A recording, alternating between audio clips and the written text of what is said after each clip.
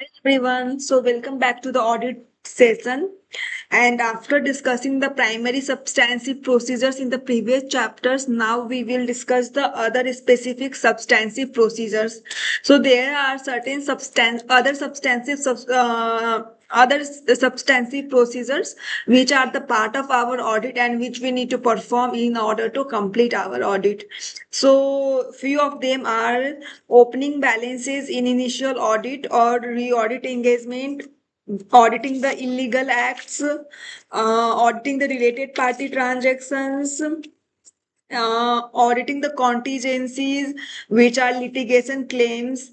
After that, auditing the estimates, fair value measurements, subsequent events. All these are the other substantive procedures which form the part of our audit and which we need to complete, which we need to audit in order to complete our audit. So to start with the opening balances in initial audit or re-audit engagements, let's discuss what's this. Opening balances are like account balances that exist at the beginning of the period. So there are two opening balances. So one is the based upon the closing balances of the prior period and reflect the effects of the transactions or events of the prior periods and accounting policies applied in that period. The second one also includes the matters requiring the disclosure that existed at the beginning of the period, such as contingencies and commitments. So these both form the part of the opening balance, and we should verify that while proceeding our audit. So for this, audit procedures are in initial audits, that is prior period unaudited or audited by the predecessor auditor, or re-audits, that is initial audit to the audit financial statement previously audited by the predecessor. So auditors should read the most recent financial statement and predecessor's audit report for information regarding the opening balances, including the disclosures, consistency in application to the accounting policies. So if prior period financial statement were audited by the predecessor auditor, then auditor should request the management to authorize the predecessor auditor to respond.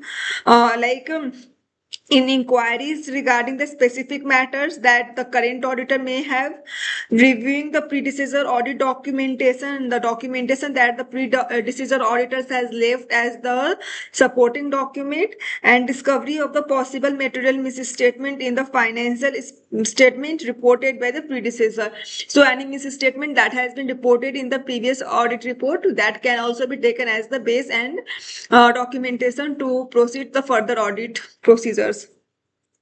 Also, that obtain the sufficient appropriate audit evidence about whether opening balance contain misstatement that materially affect the current period financial statement. So if any misstatement are there in the previous year that may affect the current year financial statement, that should be taken into the consideration.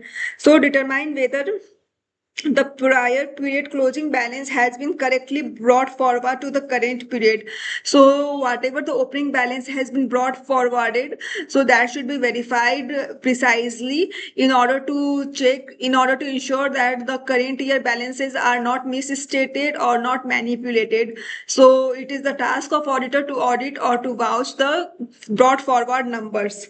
Determine whether opening balances reflect the application of the appropriate accounting policies. So appropriate accounting policies has been adopted or not, that should be verified.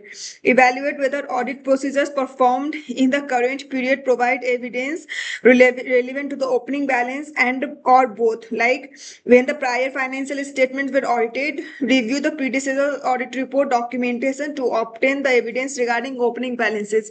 As said above also, like if it was audited by some other auditor, then the documentation that they have left in the audit that they have left as a part of the audit documentation, the current year auditor should review that to understand the audit procedures and to understand any misstatement or unusual items identified in the previous year.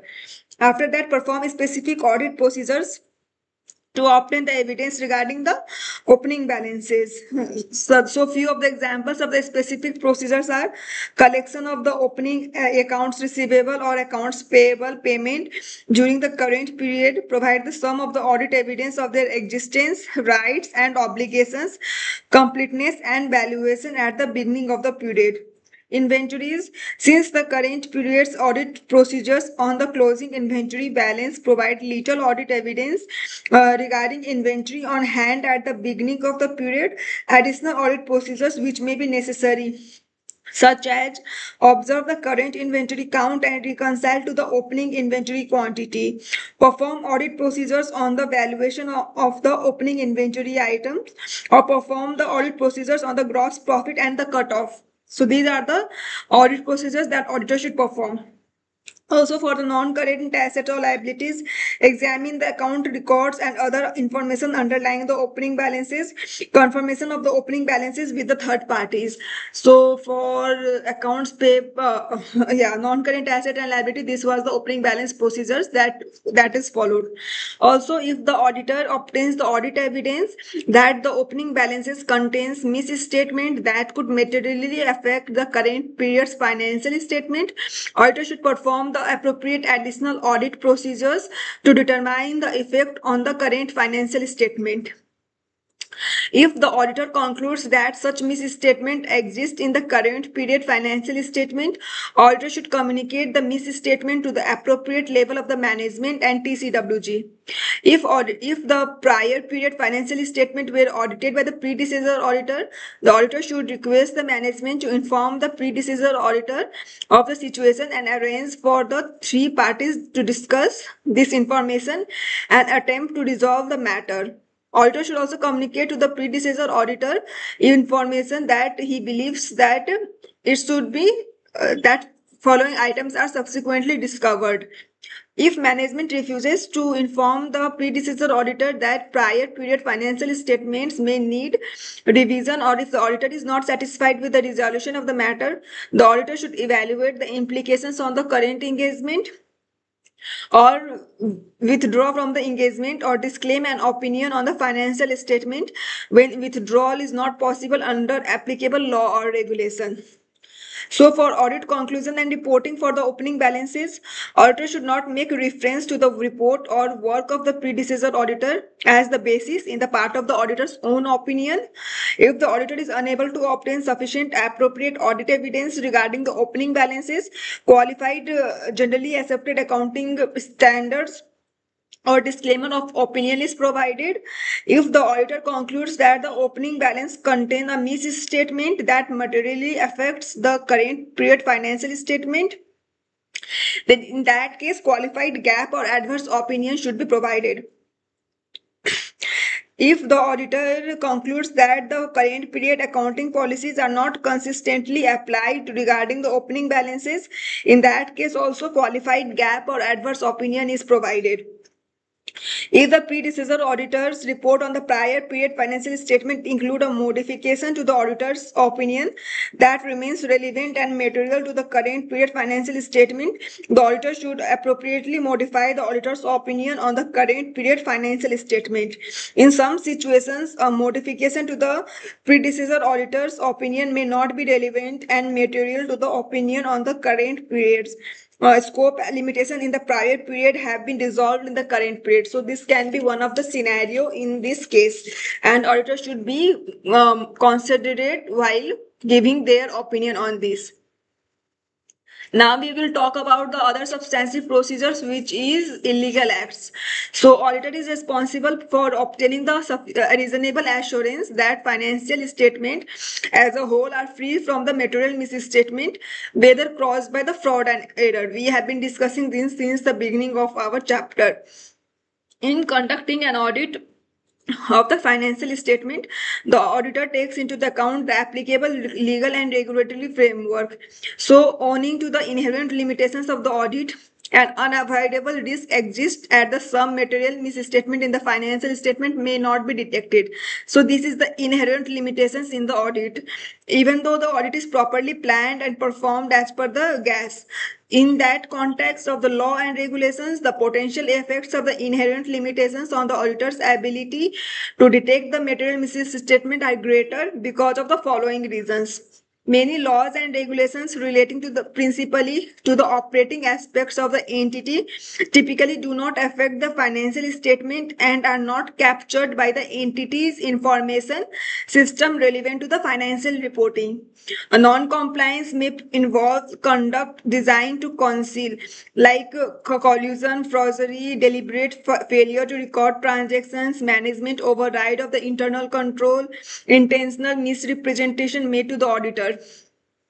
Similarly, whether an act constitutes non-compliance is ultimately a matter for the legal determination, such as by the court of the law. So, ordinarily, the further removed non-compliance is from the events and transactions reflected in the financial statement, the less likely the auditor is to become aware of or recognize the non-compliance.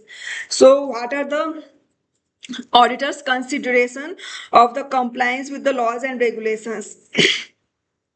In the absence of identified or suspected non-compliance, the auditor is not required to perform audit procedures regarding the entity's compliance with the laws and regulations other than below. Auditor should obtain the general understanding of the following: legal and regulatory framework applicable to the entity and industry sector, how the entity is complying with the framework.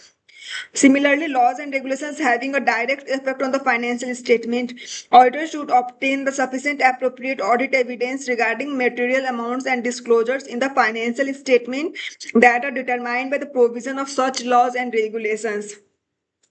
Similarly, other laws and regulations that may have the material effect on the financial statement. So, auditor should perform the following audit procedures: inquire of the management about the entity's compliance with such laws and regulations, inspect correspondence, if any, with the relevant licensing or regulatory authorities.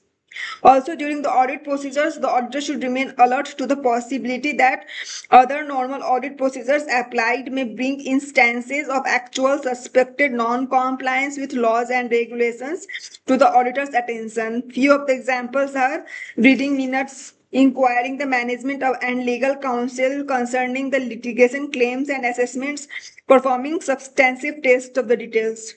Also requesting the written representation from the management regarding the entity's compliance with the laws and regulations. So these are the audit procedures to audit the illegal acts present in the entity.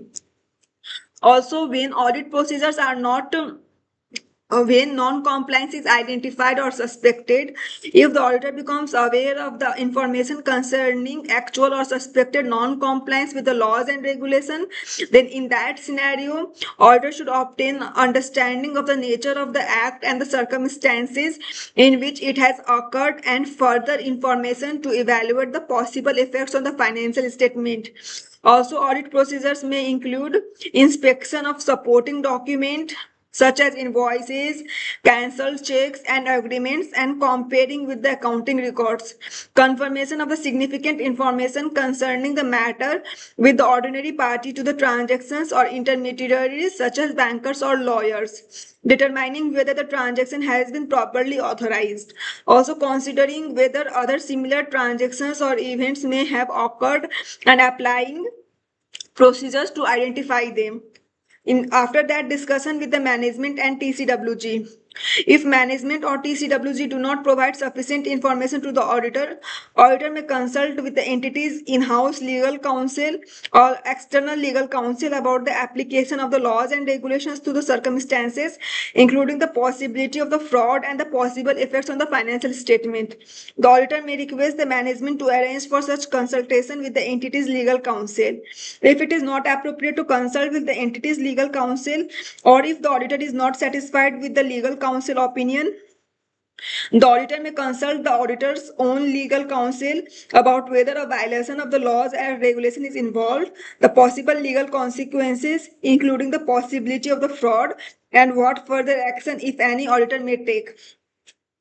If sufficient information about the suspected non-compliance cannot be obtained, auditor should evaluate the effect of the lack of sufficient appropriate audit evidence and on the auditor's opinion. Also, the auditor should evaluate the implications of the non-compliance in relation to the other aspects of the audit, including the auditor's risk assessment and reliability of the written representation, and take appropriate action. So these were the audit procedures wherein the non-compliance has been identified. So here lastly we will talk about the reporting of the identified suspected non-compliance. So in that case, auditor should, in the reporting of the non-compliance to the management and TCWG, reporting of the non-compliance in the auditor's report. So in the case of the auditor's report, if non-compliance has a material effect on the financial statement but not adequately reflected, then qualified gap or adverse opinion should be provided. If auditor is unable to gather sufficient appropriate audit evidence due to the scope limitations by circumstances or by management or TCWG, then in that case, qualified gas or disclaimer of opinion should be provided. Also, reporting the non-compliance to the outside parties. Ordinarily, not auditor's responsibility. However, in the following circumstances, auditor may need to disclose the illegal acts to the outside parties. In the case to comply with the certain legal and regulatory requirements in response to the subpoena to successor auditors or to a funding agency or other specified agency in accordance with the requirement for the audit of entities that receive the governmental financial assistance. Also, in the case of the documentation of the illegal acts, auditor should include description of the identified suspected non-compliance with the laws and regulations and the results of the discussion with the management, TCWG, and other parties inside or outside the entities. So this was the audit procedures for the different scenarios in the case of the illegal acts.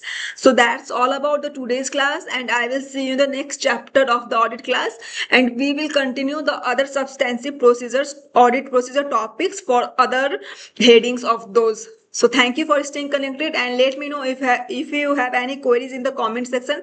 I will help you to resolve those out. Bye. Take care.